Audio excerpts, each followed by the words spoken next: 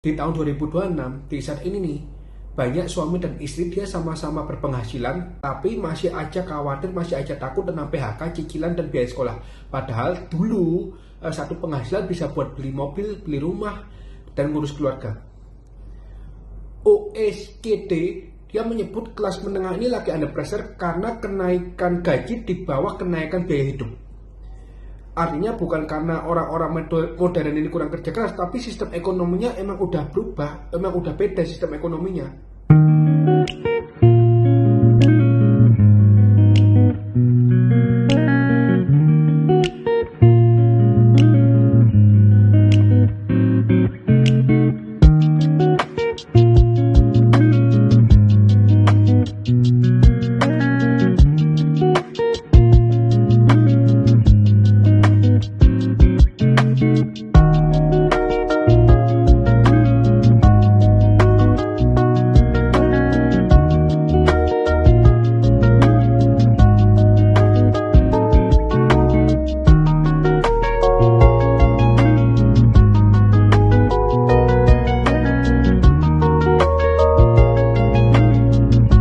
Dulu cuma ada dua jenis orang yang punya tanah dan orang yang bekerja untuk pemilik tanah. Nggak ada pengelompokan kelas menengah.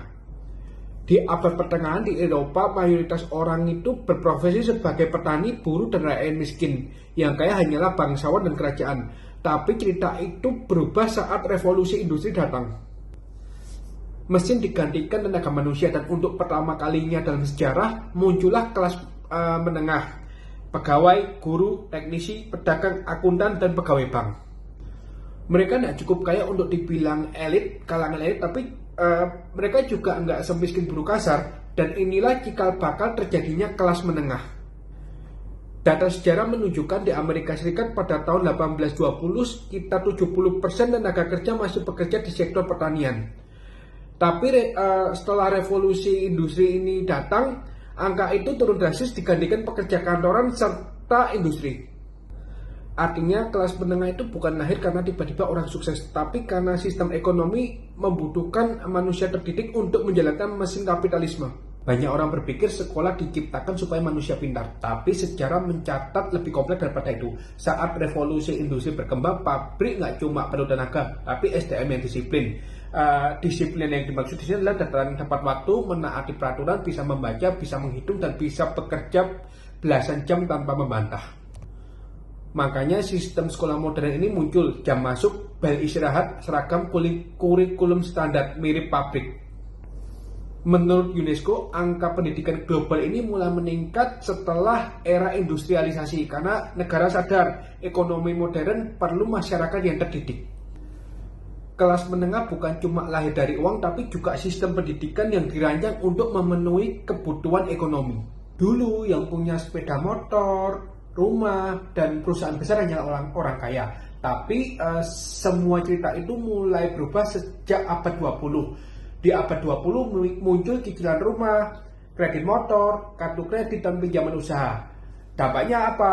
Dampaknya tiba-tiba banyak orang yang terlihat mapan. Selain itu, dalam sejarah tercatat setelah Perang Dunia, Amerika mengalami ledakan kelas menengah terbesar dalam sejarah. Hal ini terjadi karena akses kredit diperoleh secara besar-besaran.